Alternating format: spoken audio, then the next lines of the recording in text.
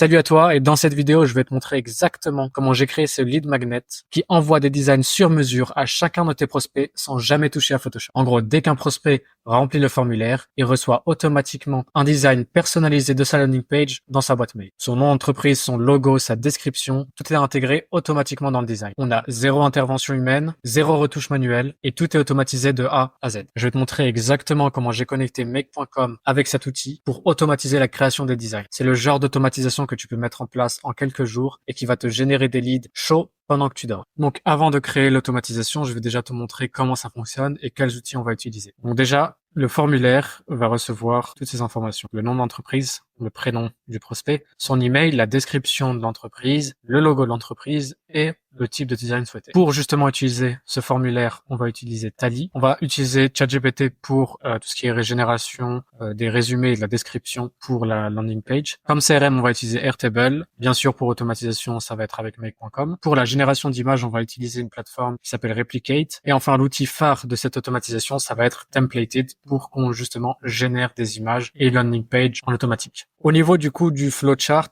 de cette automatisation, une fois qu'on a reçu un formulaire, on va mettre à jour déjà notre CRM avec les informations obtenues. On aura un premier assistant qui va lui rédiger la description de la landing page et un deuxième assistant qui lui va rédiger 3 prompts pour 3 images différentes. Ensuite, du coup, on aura un routeur. On va avoir la première voix qui va venir générer les 3 images qu'on a besoin. Ça va mettre à jour dans le CRM. Et ensuite, on va pouvoir aller en fait récupérer toutes ces informations dans le CRM pour créer la landing page avec un deuxième routeur qui lui va envoyer un email et mettre à jour le CRM une dernière fois avec justement cette landing page générée. Alors là, on se retrouve directement sur le formulaire. Donc, j'utilise tally.so. Je vais te mettre toutes les informations dans la description et je vais voir si je peux pas directement t'envoyer ce formulaire. On gagne un peu de temps. On va pas créer le formulaire ensemble, mais voilà à quoi il ressemble. Donc déjà, petit message de bienvenue. Et les trucs importants, c'est que le prospect, du coup. Donc en fait, l'idée, c'est que si le prospect est intéressé, il va remplir ce formulaire-là. Il pourra insérer le logo de son entreprise, mettre le nom de son entreprise, parler justement de son activité, donc dire exactement ce qu'il fait. Et aussi, on pourra lui donner le choix, en fait, de choisir le style, le design qu'il voudrait. Pour cette vidéo, bien sûr, je vais pas faire 4 designs différents, on va juste en faire une seule, mais le but, c'est justement de donner le choix au prospect pour la génération du design. Et enfin, en dernière étape, bien sûr, on va du coup prendre son prénom et son email pour qu'il puisse recevoir justement cette landing page générée dans son email. Donc là, on se retrouve sur le scénario complètement vierge et on va tout faire ensemble. Je vais déjà utiliser le premier module, il s'appelle Tally, il est juste ici. On va utiliser ce trigger là. Donc ça peut partir. Et donc pour ça, on va juste devoir choisir un webhook. Donc on va venir en ajouter une. Là on peut le nommer, donc là on va l'appeler lead magnet. Pour faire la connexion, c'est très très simple. Tu vas ici, tu fais ajouter, tu te connectes sur Tally, t'as absolument rien à faire. Et une fois que c'est fait, tu auras du coup accès à tous les formulaires que tu as déjà créés. Donc je crois que c'était celui-ci normalement. On fait sauvegarder. Et en fait, ils font make.com fait le lien pour toi. Et tu as déjà même le webhook qui est... Donc ensuite, après ça, on va avoir besoin d'un CRM, donc de Airtable. On va du coup passer sur Airtable et créer justement le CRM. Donc sur Airtable, on va cliquer sur créer, commencer de zéro. On va déjà pouvoir mettre un nom à ce CRM et on va pouvoir enlever tout ça. Puis ici, on va le renommer. On va l'appeler nom d'entreprise. En fait, le nom de l'entreprise du coup du prospect. Ça, on peut l'enlever. Ensuite, du coup, on va prendre le prénom justement que le prospect nous a donné. On va créer. Ensuite, on va chercher l'email. Je sais plus ce qu'on avait pris. En fait, on va juste recopier toutes ces informations. Là, je viens de prendre le prénom, l'email. On va juste reprendre toutes ces informations. Donc ensuite, le logo, on va mettre un attachement. Voilà, donc ça signifie c'est un attachement. Donc là, on peut mettre des fichiers en fait. Pour le type de design, ça va être un drop-down, single select. On va pouvoir rajouter des options. Je sais plus lesquelles j'avais mis. Si on va ici, on a déjà moderne.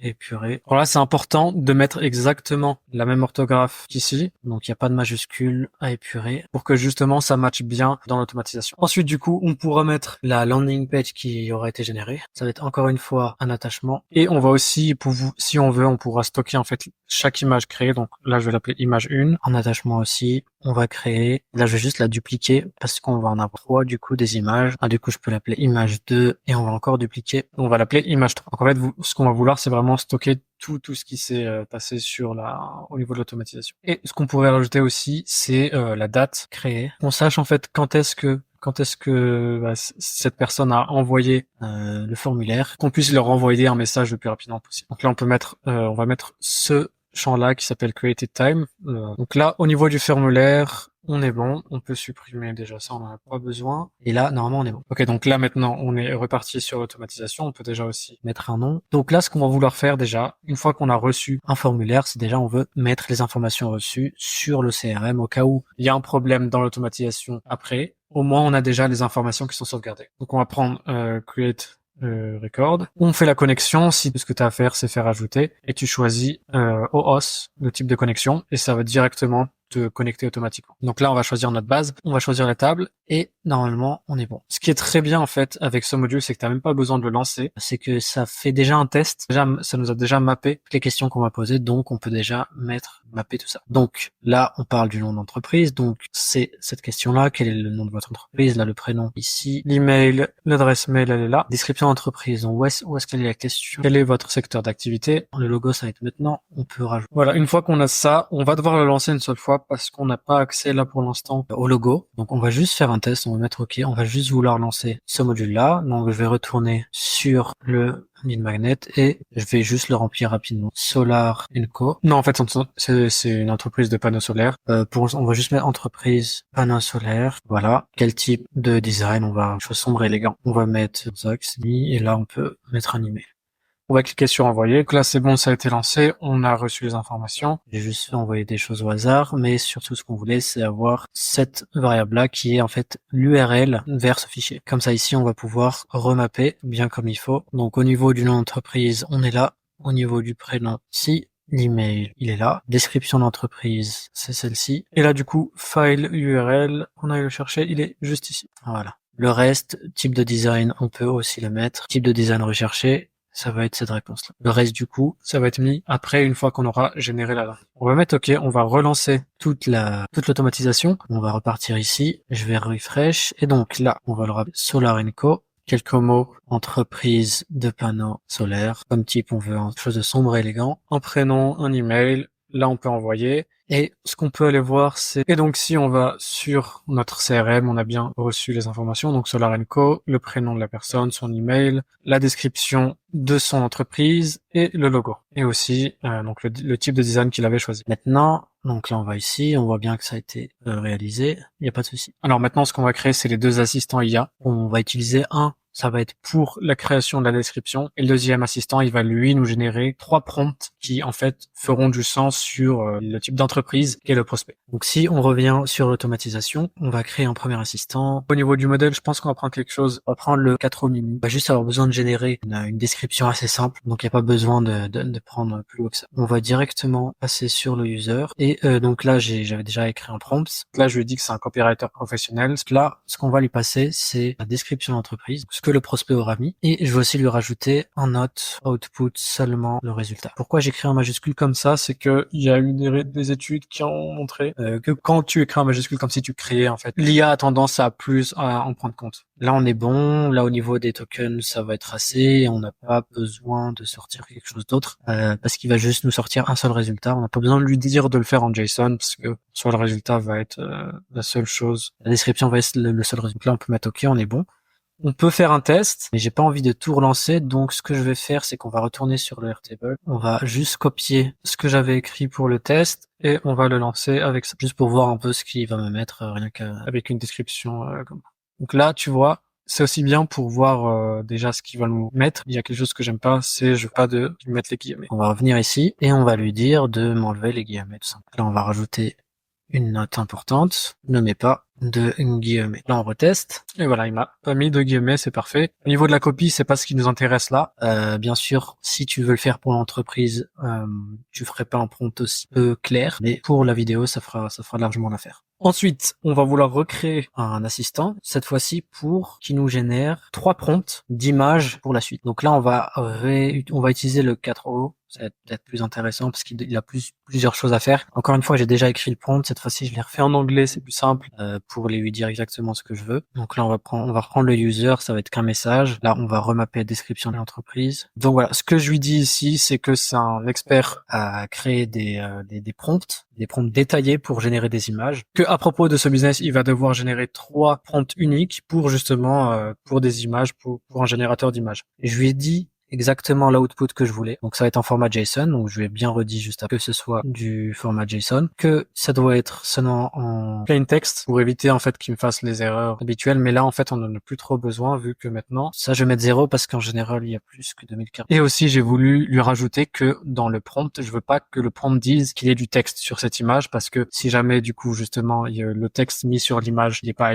bien orthographié, ce qui est encore le cas pour les générateurs d'images, je lui ai juste dit que je veux vraiment juste du visuel, pas texte sur les images. Donc là, j'ai activé le réglage avancé et pour le format, on va bien lui redire que c'est du JSON et on va aussi parser la réponse pour qu'on ait directement. On peut le lancer encore une fois. Ce que je viens de me dire, c'est, enfin, je vais faire le test avec les deux. Ok, c'est quoi? On va faire le test déjà en premier. Je vais revenir copier ça. On va lancer juste en lui donnant du coup la description d'entreprise, c'est juste ça. Il va me mettre 3 prompts, mais je me dis que pourquoi pas en fait utiliser le résultat à la description parce ça sera un peu plus détaillé que juste 3 mots là que j'ai mis. Mais bon, là, en fait, il m'a du coup créé un prompt avec le style. C'est ça que je voulais. Je voulais pas seulement le prompt, c'est aussi qu'il donne un style à cette image pour que justement, en fait, on ait des choses bien différentes. Même au niveau du style, voilà, quelque chose de dynamique, voilà. C'est parfait, c'est exactement ce que je voulais. On va pouvoir faire les tâches juste après. Déjà, on va renommer. Donc ça, c'est description. Il a prompt. Ok, donc je pense, ça pourrait être sympa de mettre plutôt le résultat. Il y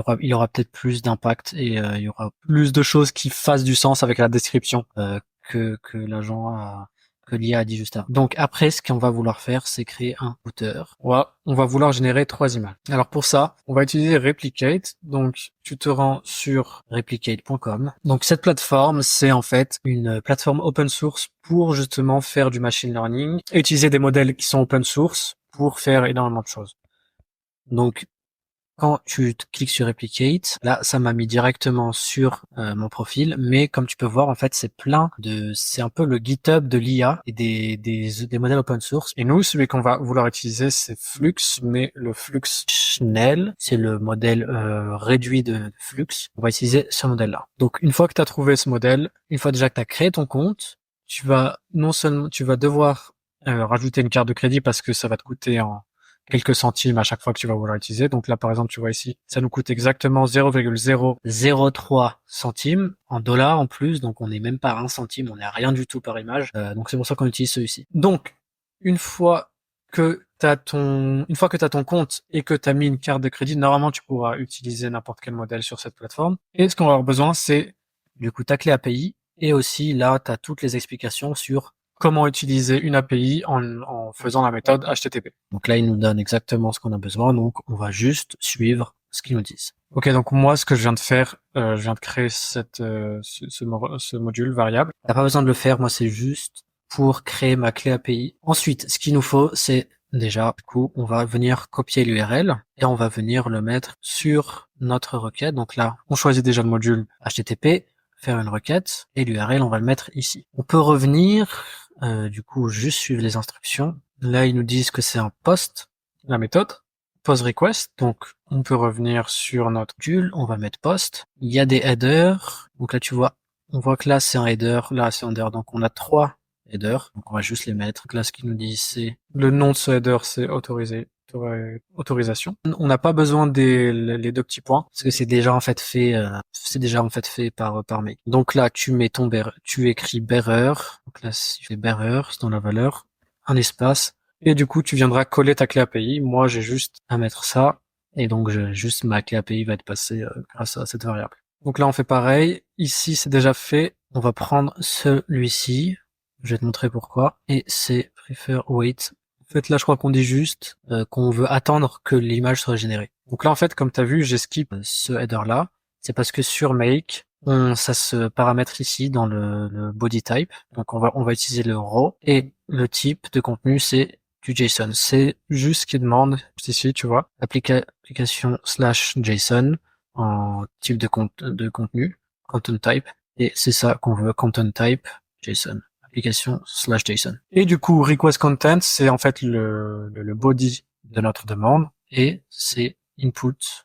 Donc ça va être tout ça. Donc là, on copie ça et on vient le mettre juste ici. On peut faire un test, déjà voir si ça fonctionne en laissant justement l'exemple. On va lancer ça. Donc là, il faut que je mette mon API.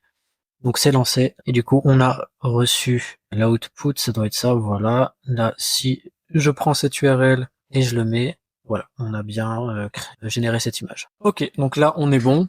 Maintenant ce qu'on va vouloir faire, c'est mapper en fait chaque prompt. On va vouloir le mapper pour chaque requête. Donc déjà ce qu'on va faire, c'est que ici on va avoir le prompt et le style. Mais là en fait, le problème avec Make, c'est que tu peux pas mapper, tu vois là, en fait, on a 3 résultats normalement, mais tu peux en voir que un, c'est que tu peux voir que le premier.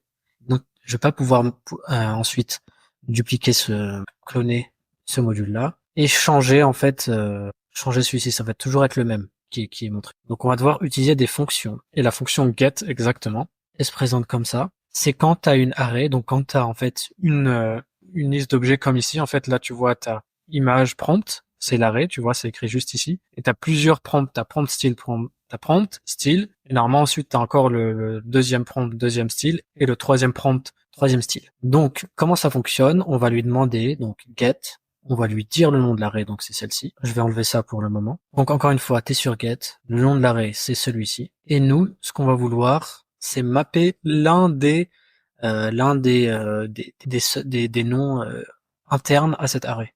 Donc eux, ce qu'ils appellent row name. Donc nous, on va l'appeler donc 1. Point. En fait, on veut l'item numéro 1, comme ils disent ici, en fait, le premier item dans une array, il est indexé à 1. Donc nous, on va pouvoir prendre le 1.prompt. Là, on peut fermer la parenthèse. Et ensuite, on va dire style should be. Et là, on va remapper, on va refaire un get. On va remapper image prompt, point virgule. Encore une fois, 1, point.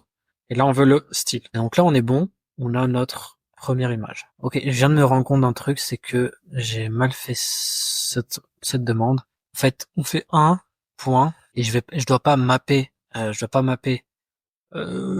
Je dois en fait juste appeler le row.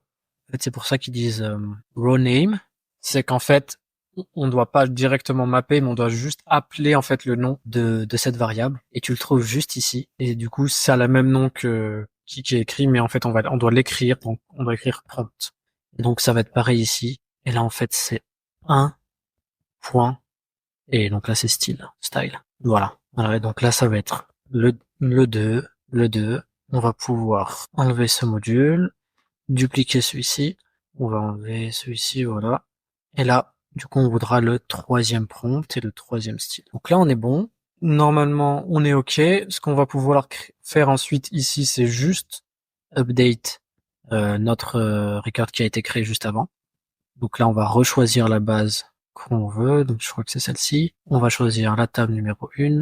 Record ID, on va pouvoir le mapper directement de Airtable parce que c'est le plus important, savoir quel record on parle. Et là, on va pouvoir mapper chaque image. Donc là, vu que je l'avais lancé, c'est en output.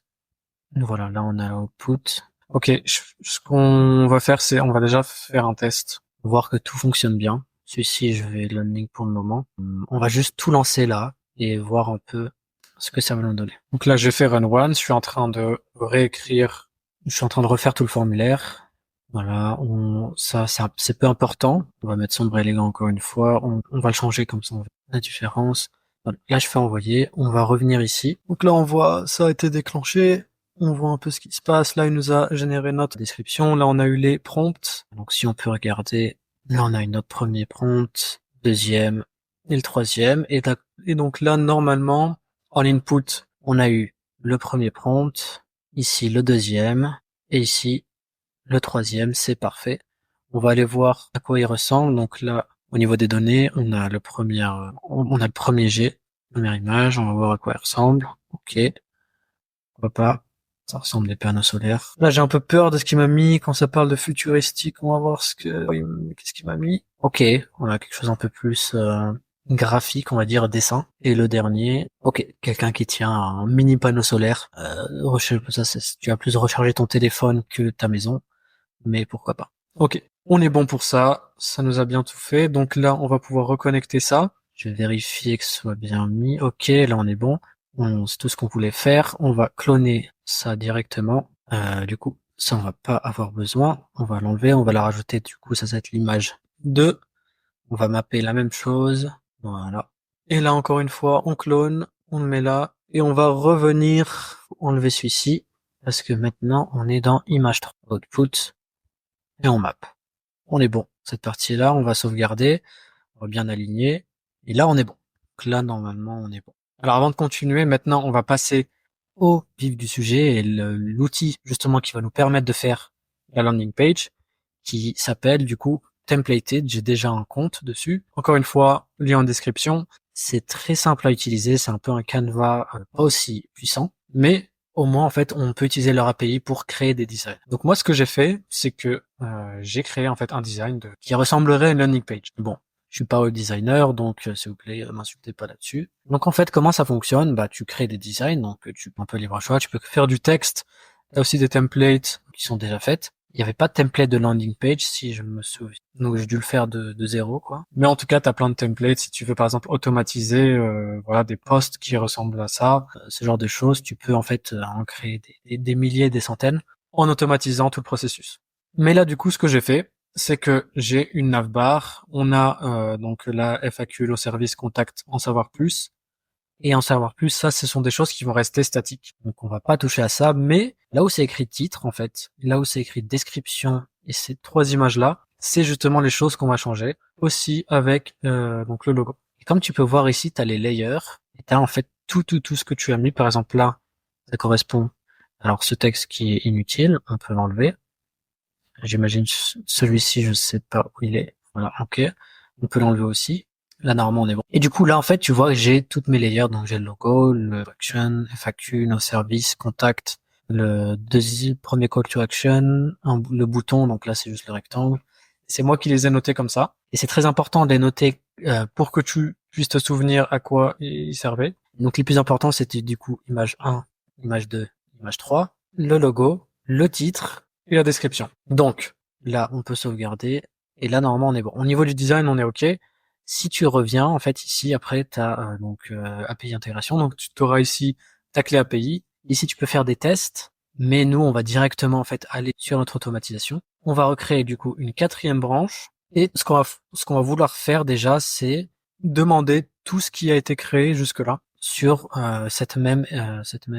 sur ce même prospect, sur ce même record et surtout sur automatisation, c'est-à-dire on va vouloir la description et les images. Donc là, ce qu'on va faire, get record, pour justement récupérer toutes les informations qui ont été générées jusque-là. Ça va être important juste après pour justement mapper ces images-là et tout le reste. Là, voilà. Et donc le record ID, encore une fois, c'est le même part, c'est celui-ci. On met OK. Donc là, par exemple, tu vois, on vient de lancer tout ça. Faudrait que je le relance encore une fois pour que les images soient mises parce que là, on n'aura pas. Et du coup, voilà. Ensuite, là, on va enfin pouvoir utiliser, le module est déjà fait, c'est ça qui est bien. Donc, on va faire ça. On va juste cliquer sur le module et on va choisir celui-ci, Create a Render, image ou PDF. Donc, Template ID, une fois que tu as fait ta connexion, c'est super simple de mémoire. Voilà, tu as juste à coller ta clé API. Tu auras du coup ensuite les templates que tu as déjà créés.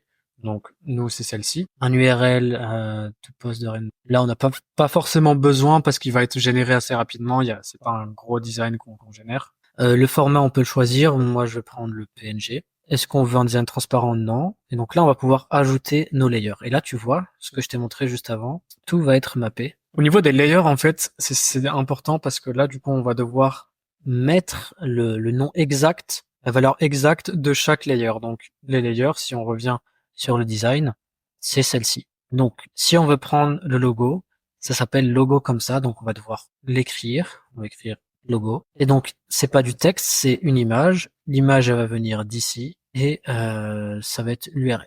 Donc là comme ça on va pouvoir remplacer en fait cette image là qui est je veux quelconque par justement l'image le logo que le prospect aura mis dans le formulaire. Donc là, on va devoir faire pareil. Une fois après ici, là, on n'a plus rien à changer parce qu'en soi, on n'a pas besoin. Mais tu pourrais changer énormément de choses comme si tu veux rajouter un fond d'écran, une couleur différente, si c'est du texte, mettre une police particulière, on peut même changer la taille de la police. Mais nous, ce qu'on va faire, c'est juste en fait recréer à chaque fois ajouter un item pour qu'on ait toutes les layers. Donc là, on en a en total, on va en avoir du coup 1, 2, 3, 4, 5, 6. Donc on va devoir le faire 6 fois. Donc là, j'aurais dû regarder en même temps. On va on va y aller comme ça. On va prendre le titre. Donc je l'ai appelé titre comme ça. Donc ce qu'on va faire, l'appeler titre. Et là, pour le coup, c'est du texte. Et c'est le nom de l'entreprise. Donc on va juste mapper le nom de l'entreprise. On continue. Description. Je crois que j'avais mis sans majuscule pour le description. Parce que là, en fait, tu vois, c'est avec majuscule, mais c'est pas ça. C'est pas ce nom-là qui va être mappé, c'est celui-ci. Justement, là, en fait, on peut juste copier le nom de la layer. C'est parfait. Là, tu vois, hop, on va coller. Description, du coup, c'est le résultat de ce module-là, cet assistant-là. Donc, on va juste mapper, encore une fois, le résultat. On va rien changer encore une fois. Hein, tout a été fait sur le modèle. Donc, j'ai pas besoin de changer. J'ai déjà mis la police que je voulais. On n'a pas besoin de changer. On n'a rien besoin de changer là-dessus. Donc là, on va commencer par image-1. Donc voilà, nouvelle layer, image-1. Et donc là, par contre, je crois que je vais devoir relancer. Ok, non, c'est bon. Ça a été mappé juste ici. On va voir l'URL, donc de l'image-1. Ensuite, on aura l'image-2. Donc là, je vais juste remettre ça -2. Ça va être encore l'URL d'une image qu'on veut aller chercher. Cette fois-ci, du numéro 2. On met l'URL. Et enfin, image-3, la layer 6. Et on va mettre, du coup, l'URL. Encore une fois, de l'image 3. Là, normalement, on est bon. Ce qu'on va faire, c'est qu'on va relancer et on va voir, du coup, le résultat. Ce que je peux faire en attendant, c'est rajouter, en fait, ok, je vais mettre un routeur et là, on va pouvoir update un record pour ajouter justement le résultat qu'on va obtenir de la landing page. Donc là, on met, hop, record ID, toujours le même. Là, ça va être la landing générée. Et je sais pas, ouais, on a le render, donc c'est parfait, l'URL. On le met ici. Donc là, tu vois, je l'ai pris templated. Et je pense que c'est ça, l'URL, le rendu d'URL. Donc là, on met OK. Pour l'instant, ça, on va le désactiver. On n'a rien mis pour l'instant, mais ça va juste en fait le fait de, une fois qu'on aura récupéré, qu'on aura update, mis à jour notre base de données, on va encore une fois récupérer avec ce module-là ici. On va refaire une requête. Voilà, non, on va juste télécharger le fichier et envoyer par mail. Donc, on va le sauvegarder. On va le lancer encore une fois. C'est parti. Donc, ça, on va refresh. Nom d'entreprise, panneau solaire. Donc là, on va demander quelque chose de sombre et élégant. C'est le seul design que j'ai fait et on va mettre l'email. On peut lancer. On va déjà voir qu'on a 0 erreur ici. Normalement, non. Mais c'est possible. Donc là, en fait, on est en train de générer le prompt. On récupère notre clé API pour ça. Tout a été généré. Tout est bon. Là, je vais juste voir qu'il n'y a pas d'erreur. Ok, c'est parfait. Donc là, on peut aller sur le Airtable. Donc là, c'est le nouveau qui vient d'être créé. C'est le 3e. Et donc là, on peut voir notre landing, à quoi elle va ressembler. Et franchement, c'est parfait. Je sais pas ce que toi t'en penses, mais je trouve ça incroyable. On a notre logo, on a notre titre, on a du coup notre description et on a surtout nos images qui ont été générées. Et ça, c'est incroyable parce que là, tu vois, entreprise de panneaux solaires, mais ton prospect, ça peut être artisan de je ne sais quoi, un pharmacien, un vétérinaire, et ils auront toujours quelque chose qui feront du sens. Et donc maintenant, la dernière étape, bah, c'est tout simplement d'envoyer cette landing par email. Là, on va remettre. On va venir télécharger le fichier. Normalement, ça va le mapper. Ok, non. Bah, je vais juste le mettre. C'est celui-ci. On fait OK. Donc là, ce que ce module fait, get a file, il va juste venir télécharger un fichier à partir d'un URL. Et c'est exactement ce qu'on a. On a un URL. Et ça va juste venir justement télécharger le fichier pour qu'on puisse ensuite l'envoyer sur Gmail. Faire envoyer un email. Si tu ne sais pas, si tu n'as pas encore créé ta connexion Gmail, je t'invite à regarder ma vidéo formation sur l'automatisation où je te montre exactement comment créer une connexion sur la console de Google et comment rajouter Gmail dans tes crédentials. Mais là, on va envoyer du coup l'email à la personne, donc il faut redescendre un peu. C'est voilà, votre email, on va le mettre ici. Le sujet, en fait, donc moi j'ai déjà écrit un email, je vais juste venir le récupérer. Votre landing est prête. Bon, ça va être la même chose. Ça va tout le temps être la même chose, sauf que là, on va du coup remapper l'email, le prénom de la personne qui est juste ici. Voilà. Donc là, je dis juste voilà, merci d'avoir fait votre demande de design. C'est pas important. Le plus important, ça va être de rajouter un attachement. Donc voilà, en général, ça va te le mapper tout seul. Quand tu as un module juste avant, get a file, lui va venir te le mapper direct. T'as rien à faire en fait. T'as juste à activer, à ajouter ça. Et donc là, normalement, on est bon. On va refaire un test final pour que non seulement on est tous sur notre CRM, mais en plus que je reçoive un email. Ok, donc pour ce dernier exemple, je vais changer. On va changer un petit peu, voir qu'est-ce qu'il peut me mettre. Je vais l'appeler Rocket Co. Et là, en fait, on est une entreprise. Je vais juste dire, tu sais quoi, on envoie des humains sur Mars. Tu sais quoi, on va l'appeler SpaceX. Voilà, SpaceX, on envoie des humains sur Mars avec nos fusées. Quel type de design? On veut quelque chose de sombre élégant. Mon nom est Zach, mon nom est Elon, et l'email. On met envoyé. Et je crois que j'ai fait une bêtise parce que je n'avais pas activé, voilà, j'avais pas activé le scénario, donc on va sauvegarder. Et donc là, en fait, oui, quand c'est un webhook, même si t'as pas activé ton scénario, le webhook, lui, il a reçu une donnée. Donc là, j'ai même pas besoin de tout recréer. Je vais juste lui dire d'utiliser les données qui ont déjà été stockées, qui sont en attente d'exécution. Donc là, je mets OK. Et là, regarde, tu vois, si je l'ouvre, c'est normalement ce que je viens d'écrire. Voilà, SpaceX avec des humains sur Mars avec nos fusées. C'est quoi? On va attendre l'email. Donc là, il est en train de créer notre design. On va déjà aller voir ce qui s'est passé au niveau du Airtable. Tout a été fait. Tu sais quoi? J'ai pas envie de me spoil. On va regarder ça ensemble dans les emails. Donc là, normalement, voilà, je dois recevoir un autre. Votre landing page est prête. Franchement, je suis choqué du résultat. Il est incroyable. On est plutôt bon. Donc là, si je l'ouvre, ok, franchement, on est vraiment bien. Décoller vers l'inconnu, nos fusées révolutionnaires, vous propulsent vos rêves, vous et vos rêves. Donc, et les images font du sens. Elles sont toutes en plus. Elles ont toutes un peu le même style. C'est vraiment parfait. Franchement, le résultat, pour moi, est incroyable. Dis-moi, toi, ce que t'en penses en commentaire. Comme je t'ai montré, on aurait pu même, en fait, rajouter d'autres choses. C'est, par exemple, le fait que les couleurs soient, qu'en fait, le prospect puisse même choisir la couleur qu'il voudrait. Donc, par exemple, il voudrait quelque chose d'un peu de orange. Et donc, on aurait pu mettre un fond d'écran qui ferait du sens avec, voilà, un peu la couleur de Mars et les boutons pareils.